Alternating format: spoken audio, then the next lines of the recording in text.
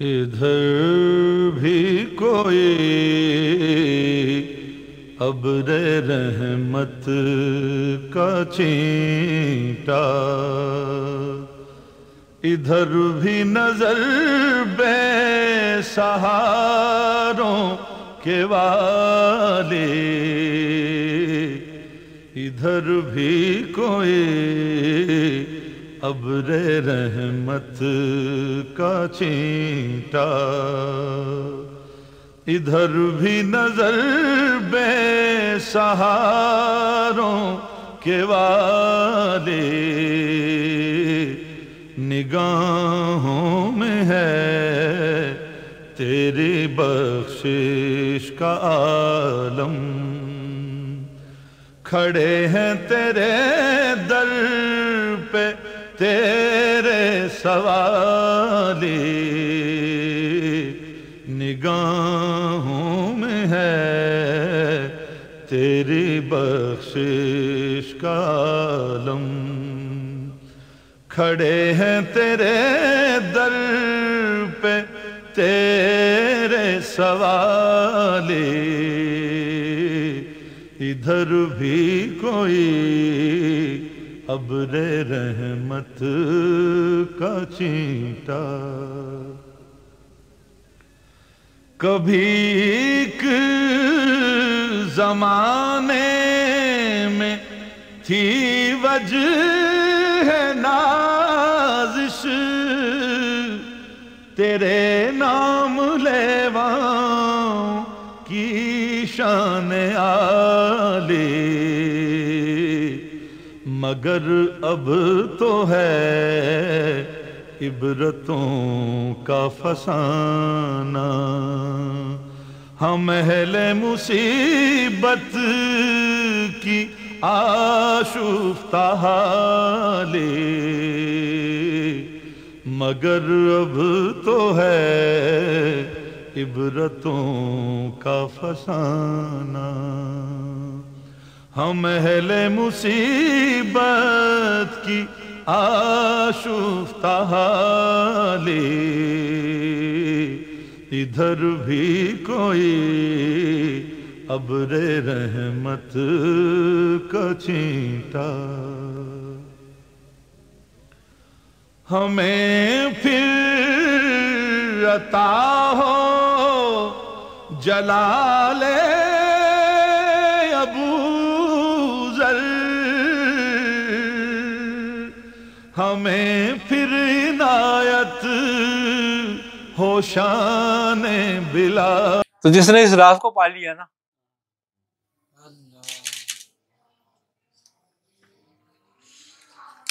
और जब तक ये राज नहीं पाता ना, जब तक वो इबादत नहीं करता,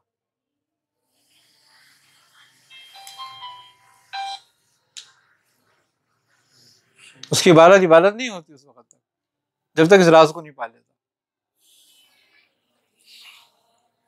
अब बात क्या है, जिक्र किसका कर रहे हो नमाज में? अल्लाह का। कलाम किसका है? अल्लाह का। याद किसकी है? अल्लाह की। कर किसके लिए रहे हो? वो जिंदा है, हैं? तो जिंदा का जिक्र तो जिंदा कर सकता है, मुर्दा कब कर सकता है?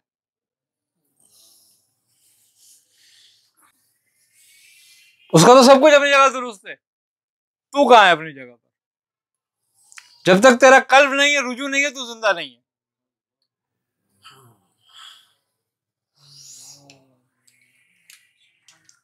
जिंदा का जिक्र तो जिंदा करे।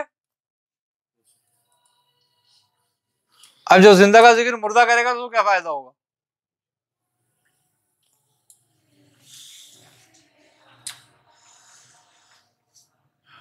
और हर वो आदमी मर्दा है जिसका कल्ब जिंदा नहीं।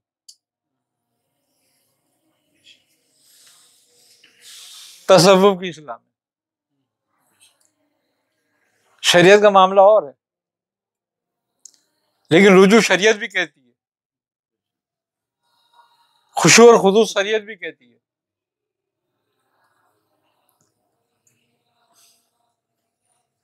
क्यों कि शरीयत ने एक अदना मकाम रखा है क्योंकि वो आवाम के लिए।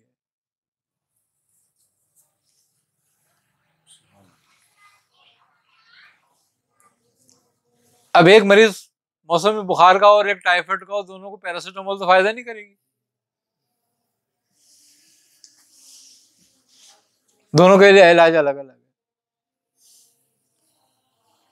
तो जो अवामुन नास के लिए किया गया वो अवामुन नास के लिए है।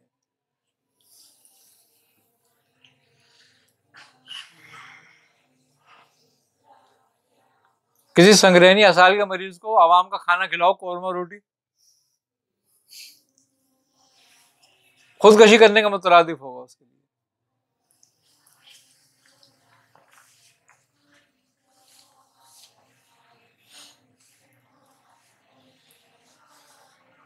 वो हमारे जानने वाले ठेकेदार थे, तो उनको हाथों की सोजिश हो गई, मोशन लगे रहते थे उसको। अब मेरे पास इलाज कर रहा था, मैंने उसको बोला यार तू रोटी बंद कर दे, तो रोटी नहीं खा। अरे कहने हकीम साहब मैं कैसे जिंदा रहूंगा? तो मैंने कहा भाई तू एक दफा खा के मर जा।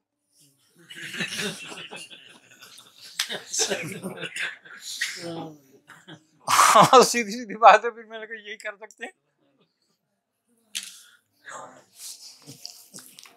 कहने का मैं रोटी, जरा पिंडू आदमी था कि मैं रोटी नहीं छोड़ सकता। मैंने कहा भाई फिर मेरे पास इलाज भी मत करा, तो कोई और हकीम देख ले। वो खैर मेरे पास नहीं आया, एक हफ्ता गुजर गया इलाज कराने के लिए। एक दिन उसके बेटे से मेरी मुलाकात हुई। अभी मैंने कहा तेरे अब्बा का क्या हाल है? अरे कहना उनका इंतकाल हो गया। मैंने कहा कब? कहना कल स्वयं था। मैंने कहा यार कैसे इंतकाल होगा? ठीक ठाक था वो तो, बस थोड़ा उसका मैदे का मसला था, मैदे में तो कोई नहीं मरता है इतनी जल्दी। कह रहा है वो मसले की बात ये हुई कि घर में ना रोटी पकाई, मकई ज्वार बाजरे वाली मिल्क मिक्स की, और वो साग था। सब घर वाले खा रहे थे, तो कहने मुझे भी एक रोटी दे दो। बस बोले वो रोटी खाई उन्होंने, उनके पेट में दर्द उठा और इतने मोशन आए उनको कि अस्पताल में उनका दम निकल गया।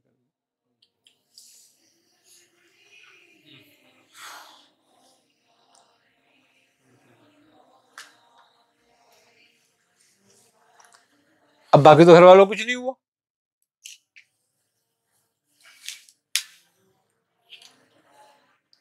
तो यही हाल है कि जो चीज आवाम की है वो आवाम के लिए बेहतर है। मीठी खीर कुत्तों को खिलाना, खीर की बेइज्जती और जियां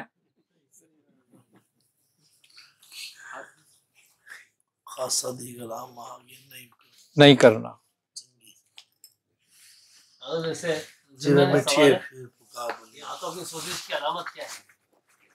आंतों की सोजिश की अलामतों में मुख्तलिफ चीजें हैं। पेचिश भी होती है और मोशन भी होते हैं, असाल वगैरह भी होते हैं उसमें। और सबसे ज्यादा निशानी इसकी यह है कि खाते ही मोशन आ जाए। आजकल तो ये मर्ज ज्यादा होता है। वजह है जितनी रिफाइंड चीजें खा रहे हो ना उतनी बीमारियों का शिकार हो रहे हो। देखो फाइन आटा खाते हो, फाइन ऑयल खाते हो, फाइन चीनी खाते हो,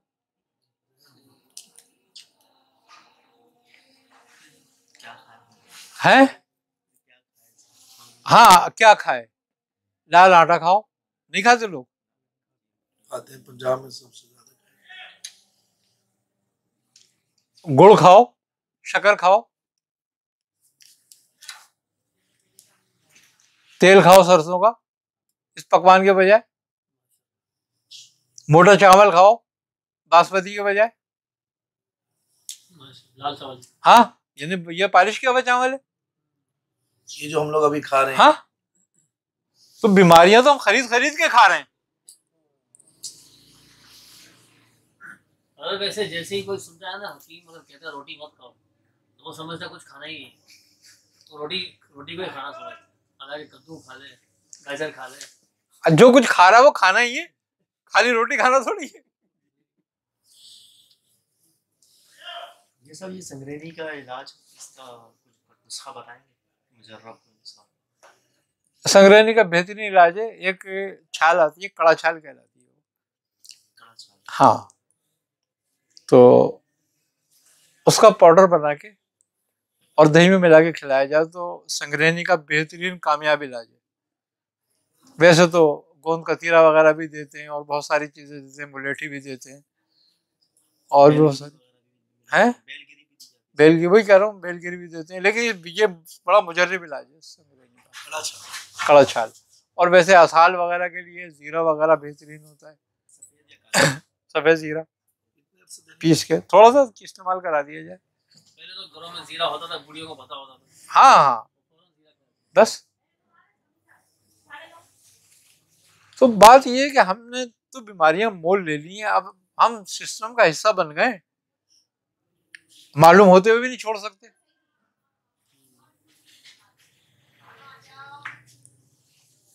आई ना समझ बात?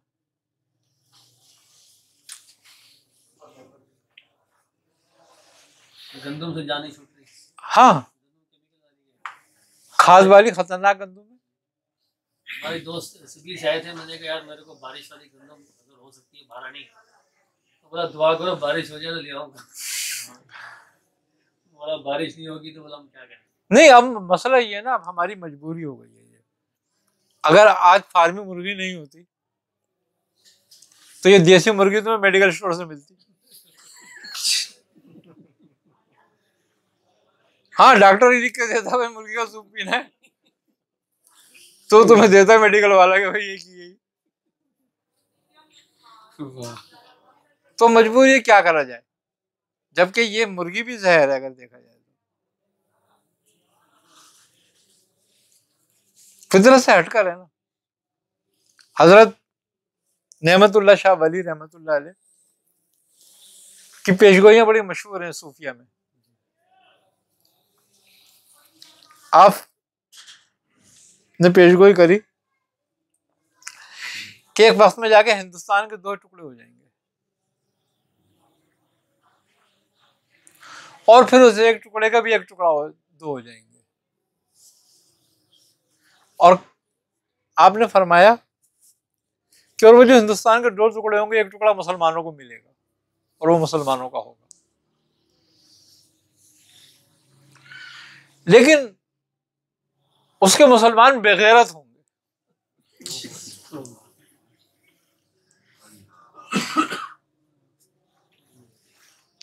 उन्होंने कहा हजरत ऐसे कैसे होगा? उन्होंने कहा इसलिए कि उस स्वर से मिलती जुलती कोई चीज खाएंगे जो उनमें ये बात पैदा कर देगी। आज चिकन का फार्मूला देख लो और जो फार्मी सुअर है उसका फार्मूला देख लो, एक ही फार्मूले में दोनों बने हुए।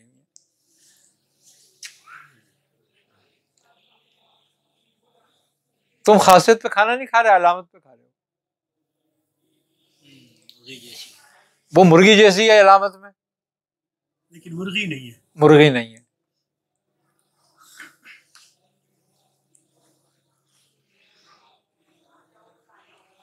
और खूबी की बात यह है कि जिस साइंसदान ने इसकी रिसर्च करी उसको पालखाने दाखिल करा दिया और उसको मार दिया। ये प्लानिंग थी ना सब।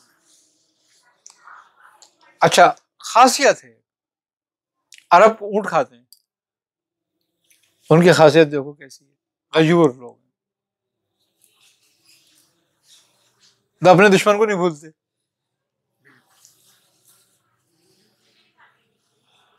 गोश्त की तासीर। तुर्की घोड़े खाते हैं, ताकतवर बहादुर होते हैं।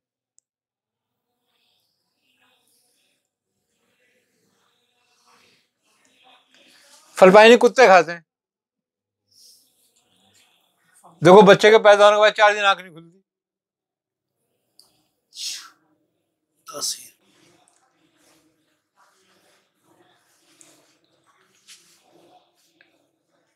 तुम्हारे ये कोरियन गधे खाते हैं, देख लो उनकी अकलें। अफ्रीकी बंदर खाते हैं, देख लो नाच गाने, नाचते नहीं, कदे हिलते ही नहीं। है ना। ले रहे ही नहीं सकते। और तुम चू चू कर रहे हो। सुस्त पड़े हुए हैं। हाँ भाई कह रहा हूँ, चू चू करते रहते बैठे हुए, जबान बहुत चलाओगे, करोगे कुछ नहीं। यही हो रहा है 100%। ये बात है। और क्या, किसी न किसी के जेर असर रहती है। बिल्कुल। जिस तरह वो फॉर्म जेर असर रहता है। कभी किसकी बोल रहे हैं, कभी हाँ, और किसकी। बोलो बहुत चू चू चू चू चू करते रहोगे, बस करना कुछ नहीं है, एक दूसरे को ठोंगे लगाते रहोगे बस। तो खसूसियत है ना ये, और इससे निकल नहीं सकते।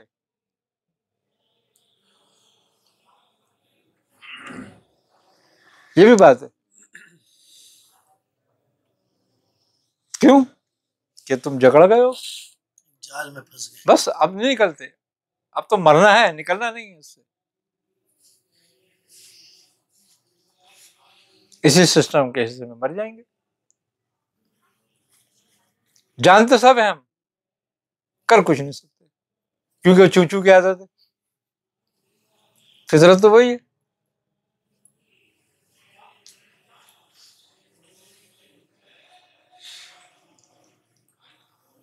अगर उसके बाद किसी चीज का कोई पसंद करते हैं तो वो बचिया क्या करते हैं।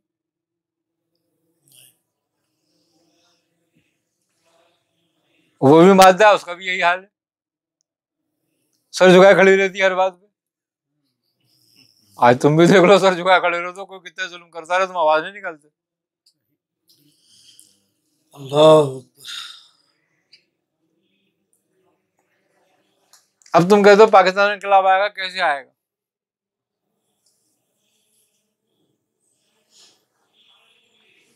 इनकलाब के लिए जिंदा कौमें चाहिए ना।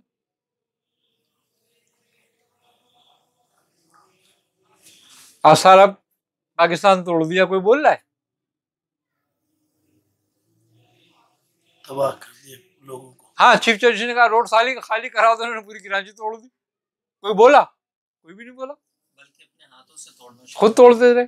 हमने तोड़ा अपना खुद ही, क्या कर सकते, आदत तो वही है चू चू वाली।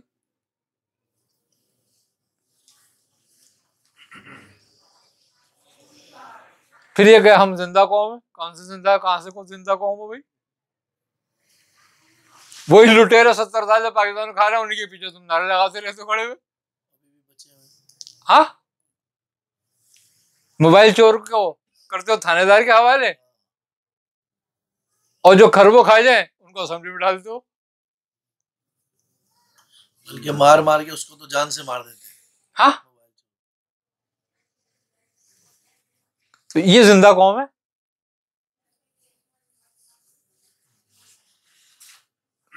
तो बात यही है कि हम चूचू वाले कौम है। हाँ, अल्लाह ताला हिदायत दे हमें। ये दायमी नज़ला जिसको होता है, ये थायराइड का प्रॉब्लम बहुत ज्यादा खवातीन में बढ़ रहा है, तो कई लोगों ने पूछा भी है तो इसका क्या। थायराइड के लिए तो ये है कि सबसे पहली बात तो ये है कि जितनी ये आर्टिफिशियल चीजें हैं ना, जैसे चिकन है या इस किस्म की फार्मी चीजें, फार्मी मच्छी भी है, फास्ट फूड है, जब तक इससे परहेज नहीं करते ना हम, तो थायराइड का मसला हल नहीं होता। एक बात। दूसरी बात ये, थायराइड के लिए बेहतरीन है, मैंने तुम्हें बताई भी थी एक बार, एक कैप्सूल नीम का और काली मिर्च का, के 90 ग्राम नीम के पत्ते खुश्क ले लिए जाए, 10 ग्राम काली मिर्च पीस के मिला के कैप्सूल भर लिया जाए सूखे हुए पत्तों का, तो थायराइड के लिए बेहतरीन है, खून की इस्लाह करता है ये। अच्छा, ये थायराइड को भी फायदा करता है, हेपेटाइटिस को फायदा करता है, और शुगर को फायदा करता है ना, और फिसादे खून उसको दुरुस्त करता को दूर करता है। बेहतरीन है ये, है, फिर अय्याम को भी फायदा करेगा। बिल्कुल। 2-4-6 महीने खाएं इसको लगकर, आई ना सुनने बात। तो ये बड़ा आसान सा नुस्खा है, लेकिन बहुत मुफीद है। इसी तरीके से मेथी दाना कलौंजी, जीरा और अजवाइन, 4 चीजें पीस के रख लें। आधी आधी चमची सुबह शाम खाएं तो नज़ले के लिए भी बेहतरीन है, बलगम के लिए बेहतरीन है, थायराइड के लिए बेहतरीन है, मैदे के लिए बेहतरीन है। हम वजन पीसना है। लेकिन इसमें यह है कि इसको क्या नाम है इसका, जीरे को और मेथी दाने को और अजवाइन को हल्का हल्का भून लें और फिर इसको ग्राइंडर कर लें, तो बेहतरीन है। ये निज़ाम हज़म को भी दुरुस्त करता है और बहुत सारी बीमारियों से महफूज रखता है, जोड़ों के दर्द को मुफीद है। और इसी तरीके से रात को नाक में तेल डालना बहुत सारी बीमारियों से दूर रखता है। इसी तरीके से नज़र की कमज़ोरी अगर हो, नज़र की कमज़ोरी का इलाज पूरी दुनिया में नहीं है।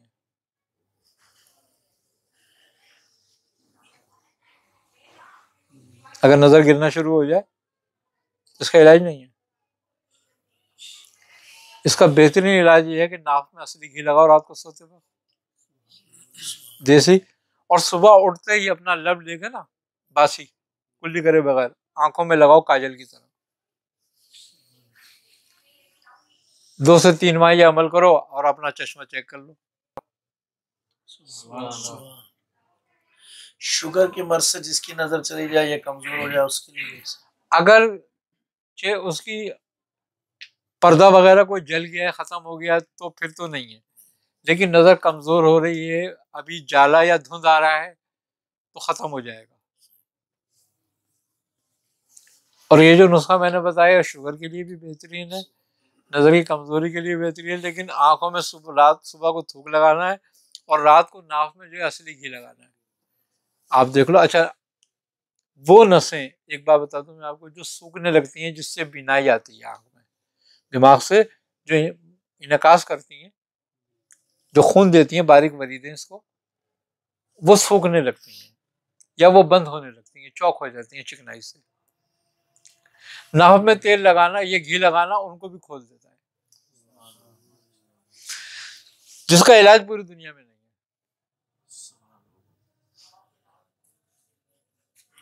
महंगे से महंगा इलाज कर लो आप, नहीं होगा, इससे करो आप, देखो कुछ दिनों में क्या होता है। वो आदमी जिसको अंधेरे में रात को नजर ना आता हो, बहुत सारे एक मर्ज है ना कि जब अंधेरा होता है तो फिर नजर नहीं आता, रात में, दिन में नजर आता है। अगर वो शख्स ये अमल करे तो उसको भी नजर आने लगता है। ये एक बेहतरीन तरीका कार है, कदीम।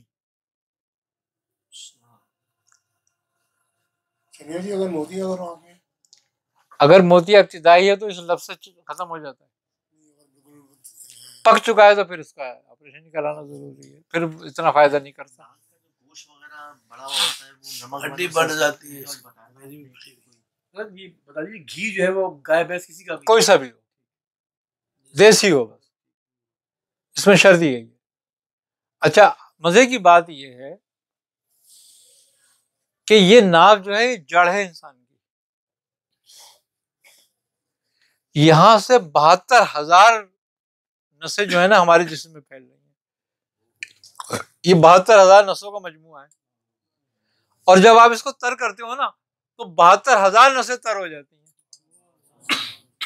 और वो जान पकड़ लेती हैं और अपने फंक्शन पे दुरुस्त आ जाती हैं। इसी तरह जो बेख्वाबी होती है, जिन लोगों को कम नींद आती है रात को और वो सुकून से नहीं सो पाते, अगर वो रात को 2-3-4 मिनट 5 मिनट अपने तलवों की तेल से मालिश करें तो बेख्वाबी खत्म हो जाती है। जो किसी दवा से जो नींद की गोलियां खाते हैं ना सोने के लिए, ये उनके लिए बता रहा हूं मैं, वो भी करें तो नींद आने लगेगी बगैर दवा खाए, और ये बहुत सारे मर्जों को खत्म करती है। जिसको नींद ज्यादा आती है वो क्या है, जिसको नींद ज्यादा आती है वो कम खाया करे रात को और पानी कम पिए रात को। नाक की हड्डी बहुत लोगों की बढ़ रही है, जिससे रात में सोते हैं बंदा सांस नहीं आ सकता। नाक की हड्डी जो है ना वो खुशी की वजह से बढ़ती है। ये इसके लिए मैंने नुस्खा पहले भी बताया है, सरसों का तेल और नमक का बेहतरीन नुस्खा है वो, अगर कोई करे। कितने लोगों को मैंने दिया है जो उनको 2-2, 3 दफा ऑपरेशन करा चुके थे, आज बिल्कुल ठीक है। इसका तरीका क्या है, इसको कितना नमक होना चाहिए? एक एक कतरा। वो इसका तरीकाकार ये है कि आधी छटाक 25 ग्राम, अगर तेल है तो 5 ग्राम नमक लिया जाए, उसको चूल्हे पर पकाया जाए तेल को, जब वो खोलने लगे तो नमक की चुटकी चुटकी चुटकी चुटकी उस पर डाल के उसको हल करते रहो। जब सारा जी 5 पैसा बनता है, और फिर वो नमक इस्तेमाल करो। अच्छा, ये दायमी नज़ले खत्म कर देता है। जिनको एलर्जी की शिकायत होती है ना, एलर्जी क्यों होती है, छींके बार बार आना, एलर्जी होती है हमारी ये झिल्ली खुश्क हो जाती है। जब ये खुश्क हो जाती है तो कोई भी जब हवा लगती है ना तो इस पे असर करती है, तो दिमाग हम तहरीक में आ जाता है। तो जब इसकी तरावट होगी, ये तर हो जाएगी, तो हवा का बैरूनी असर नहीं होगा। अच्छा, बीमारियों से महफूज रहने के लिए एक योगा का तरीका है।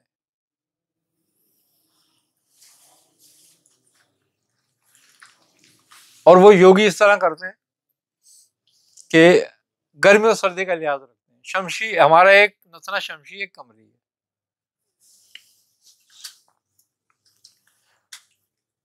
तो एक नथना हमने बंद कर लिया,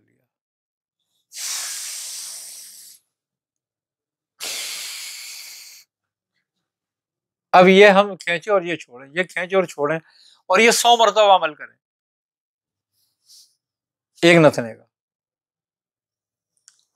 फिर दूसरे नथने का करो, इससे खींचो और इससे छोड़ो 100 मरतबा,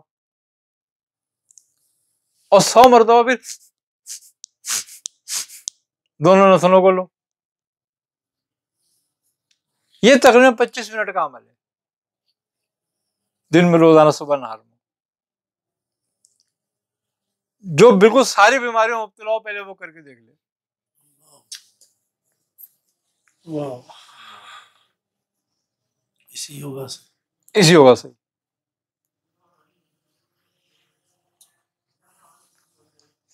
आलात तनफ्फुस तुम्हारे अगर दुरुस्त हो जाए ना, तो कोई बीमारी नहीं होगी तुम्हें।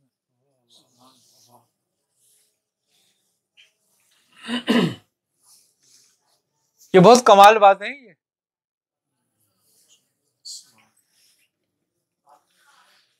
और सारे मर्जों की जड़ जो है ना, वो है कब्ज और रिया। गैस, गैस गुर्दे फेल करती है, गैस हार्ट अटैक करती है, गैस ब्लड प्रेशर पैदा करती है, और गैस की वजह से जिगर और लबलबे खराब होकर शुगर होती है।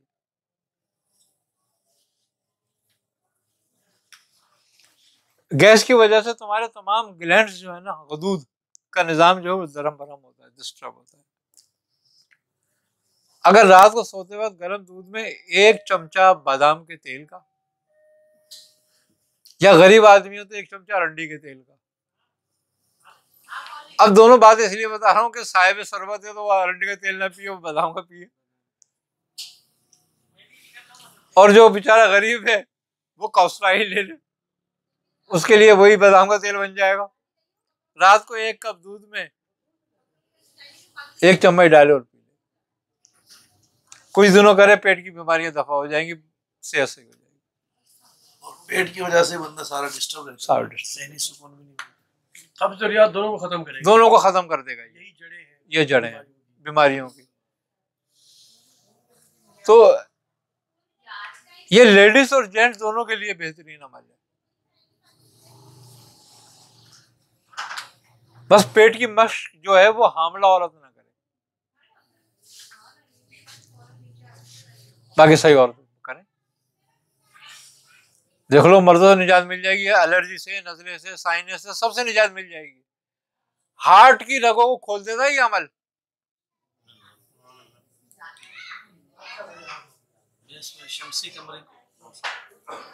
शमसी और कमरी आप फरमा रहे, सीधा शमशी है, उल्टा कमरी है।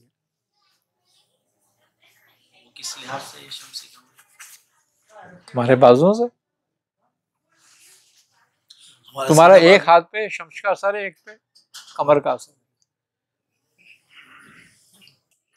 कॉर्टिजोन का असर जो ये सेल्फ लाइफ अद्वियात में शामिल होती है। बहरहाल कानूनी जुर्म है इस्तेमाल करना और कराना। जो ऑथेंटिक डॉक्टर हैं सिर्फ उन्हीं को है, और वो भी जरूरत है।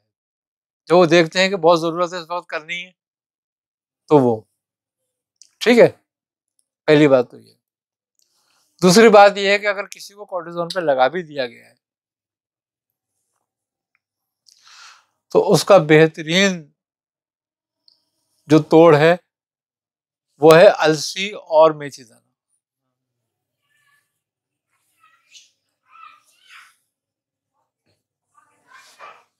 जिस्म को गर्म करता है। जब जिस्म गर्म होता है ना तो जिस्म में तहरीक पैदा होती है, और जब तहरीक पैदा होती है तो गुर्दे फाल होते हैं। जब गुर्दे फाल होते हैं तो वो खून से हर चीज को साफ करते हैं, निकालते हैं। हमारी बड़ी बीमारी जो है फ्रिज है हमारे घर में, जो हम पैसों की खरीद के लाके रखते हैं अपने पास कि ये बीमारी ली है भाई हमने। अल्लाह ने इंसान की बॉडी का एक टेम्परेचर रखा है इसको गर्म रखने के लिए, और हम उसको ठंडा करते हैं, तो हिकमत के खिलाफ चलते हैं। जितना ठंडा पानी नुकसान करता है ना, इतना जहर भी नुकसान नहीं करता। जितने ठंडे मशरूब इस्तेमाल करते हैं, और जितनी फ्रिज की चीजें रखी हुई इस्तेमाल करते हैं हम, जहर के बराबर काम करते हैं हमारे लिए। जब भी यूरोप में सोनाबाद का सिस्टम है गर्मी को जाने के लिए, आपको बीमारी से निजात पानी है ना, आप कहवे का इस्तेमाल करो गर्म पानी का। आपको मोटापा नहीं आएगा, आपके पेट में चर्बी नहीं आएगी। चाइनीज को देखते हो आप, चाइना से ठंडा पानी नहीं मिलेगा पूरे चीन में आपको।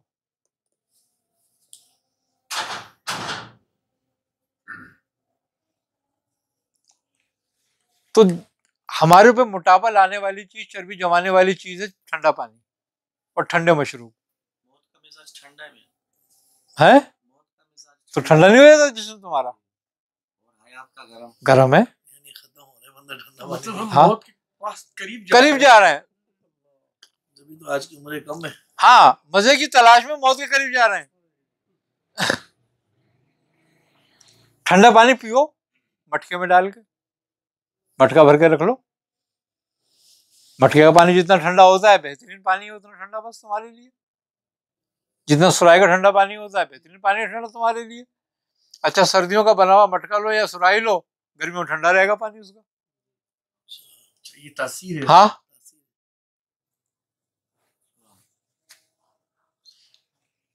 तो बीमारी हम खुद खरीद रहे हैं। दूसरे प्लास्टिक के बर्तन, आज औरतें कहती हैं थायराइड थायराइड थायराइड प्लास्टिक के बर्तन से पैदा होता है। तो तुम डिनर सेट डालते हो, गरम सालन डालते हो, उसमें एक केमिकल की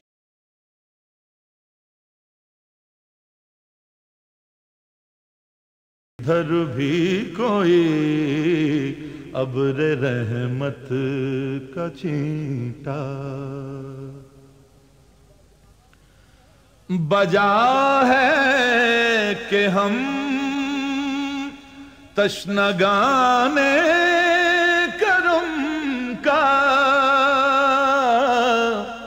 अमल की हकीकत से दामन है खाली।